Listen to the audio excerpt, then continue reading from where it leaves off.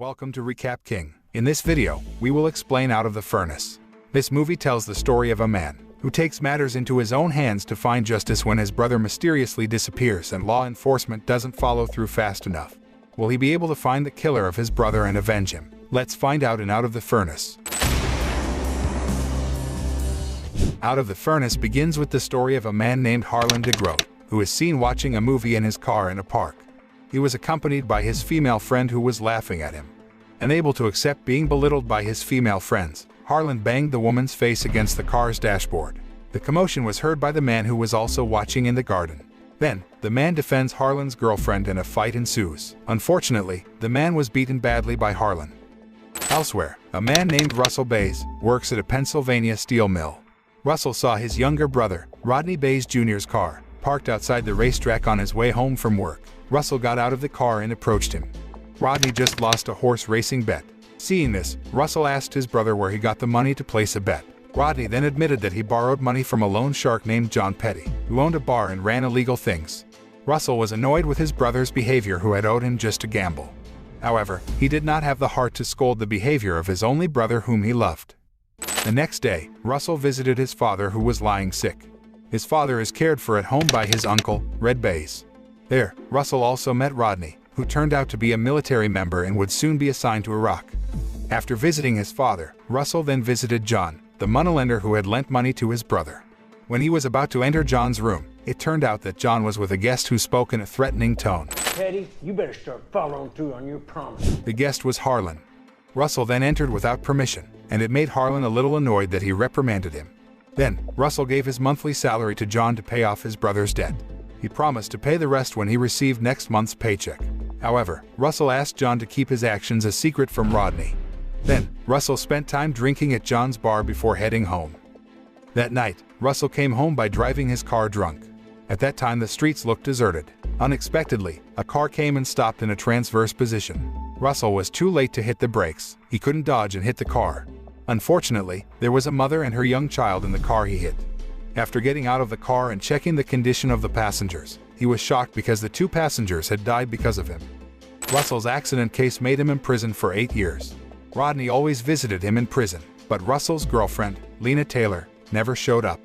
Rodney said he was going to Iraq soon and might not see him for a long time. Years passed until Rodney finally returned after his military duty in Iraq was completed. While visiting his brother, Rodney told him that their father, who had been ill for a long time, had recently passed away. Russell was very sad to hear the news. Now Rodney was the only family in his life. Long story short, Russell was finally free from prison. On the day of his release, he was picked up by Rodney. The first place he visited after being released from prison was the graves of his father and mother. Then he wanted to see Lena. Finally, he found out why his girlfriend never saw him in prison, because Lena already had a boyfriend, a police chief named Wesley Barnes. Russell could only stare at him from afar. The scene shifts to the lives of these brothers after the difficult times that Russell experienced. Sometime later, Russell gets his old job at a Pennsylvania steel mill while Rodney is seen taking part in an illegal fight. Rodney looks quite difficult to overcome his opponent. Several times he fell to the ground and was hit quite hard. However, things turned around after his opponent insulted his mother. Rodney's anger was provoked. He seemed to gain additional energy until finally he could win the fight. As it turned out, his participation in this illegal fight was to pay off his debts to John that had accumulated. Seeing Rodney winning in this fight, John was actually annoyed because he had bet on Rodney's defeat, and now he had a loss. Then, John advises Rodney, who he thinks is unsuitable for being a fighter because he can't control his emotions.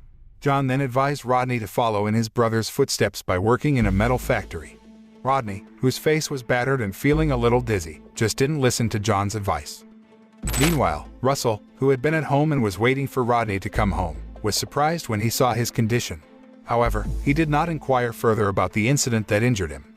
Rodney went straight to his room and seemed reluctant to talk.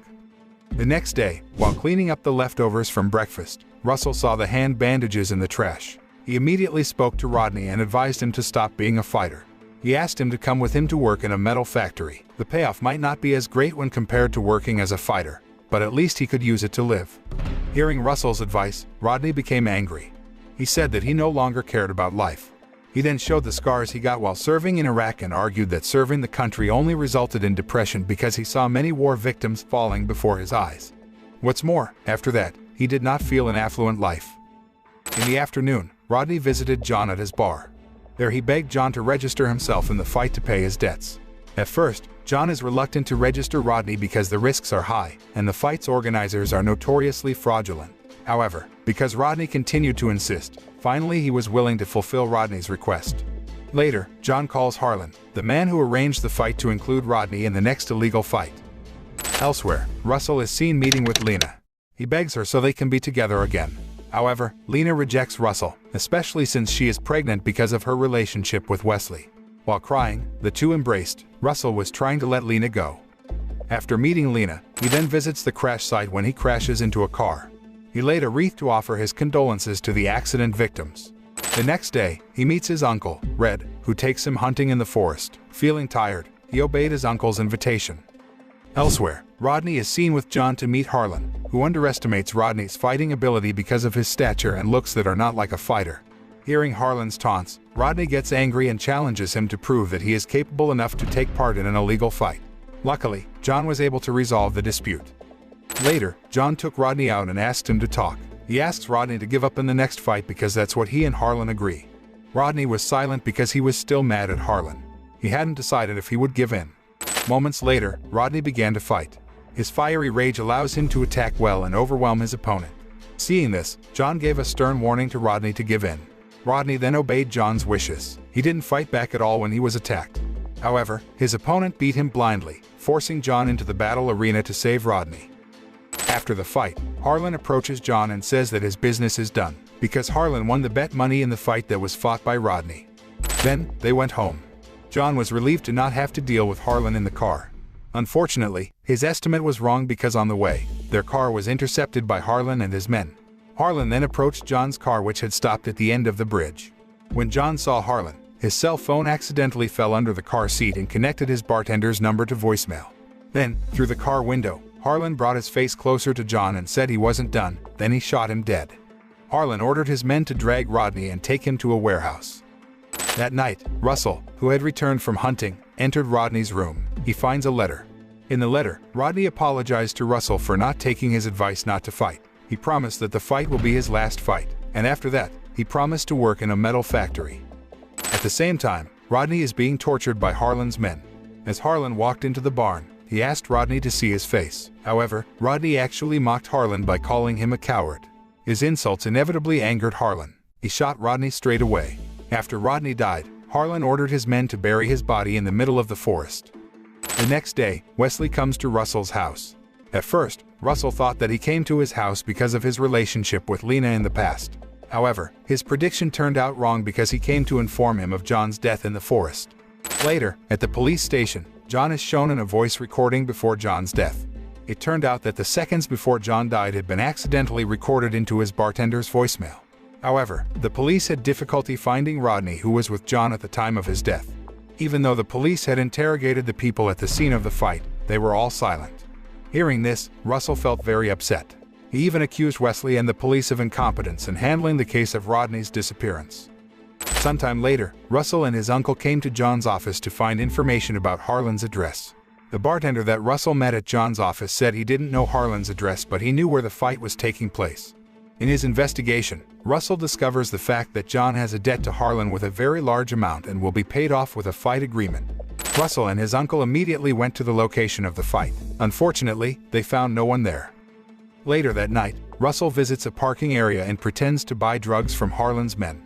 At first, they are reluctant to serve Russell because they think he is an undercover cop. Though, they end up taking him to Harlan's headquarters. However, because many people were in the place, he didn't recognize Harlan. His mission ended in failure. While Russell was driving with his uncle, a local policeman stopped him. The cop received orders from Wesley to ask Harlan to get out of there as soon as possible. The policeman also added that these people are known to take the law into their own hands and are not friendly with people outside their area. The cop would escort Russell and his uncle until they were out of there. If they disobeyed, the policeman would arrest them.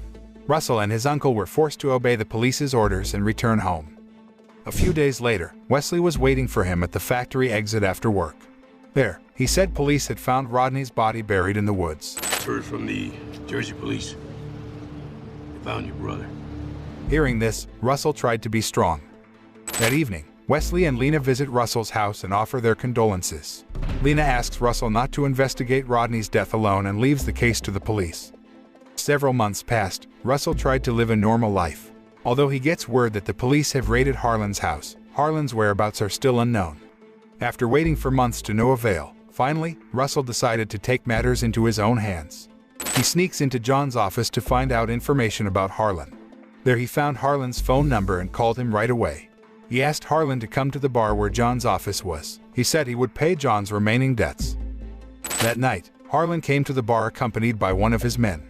He carried a very large bag and entered through the back street. Russell, who had been lurking directly, approached the bar door with a gun. Inside, the bartender is threatened and interrogated by Harlan, who asks for information about the person who called him. The clueless bartender then shot by Harlan. Russell manages to incapacitate Harlan's men in another room and prepares to shoot him. However, Harlan fired his gun so hard that Russell had to take cover. When Harlan managed to get out, the car could not be started because it had been sabotaged. He was forced to run away from his car and hide in an empty factory. Russell followed him and they fought. He manages to shoot Harlan in the leg, but he can still stand. Russell then asked him to walk into the forest. In the distance, Wesley had arrived and asked Russell to stop his actions. However, Russell paid no heed to the warning. When Harlan was seen walking away, he shot Harlan in the back and killed him. At the end of the film, Russell is seen at his house. After killing Harlan, he was not imprisoned because Wesley stood up for him and arranged for Russell to be acquitted. From this film, we can learn that gambling does not bring us riches, but it will lead us to a tragedy that can threaten our lives. So much debt is borrowed just to be spent. Gambling did not make Rodney able to pay his debts. Sometimes, getting a low-paying job is better because at least it can keep us out of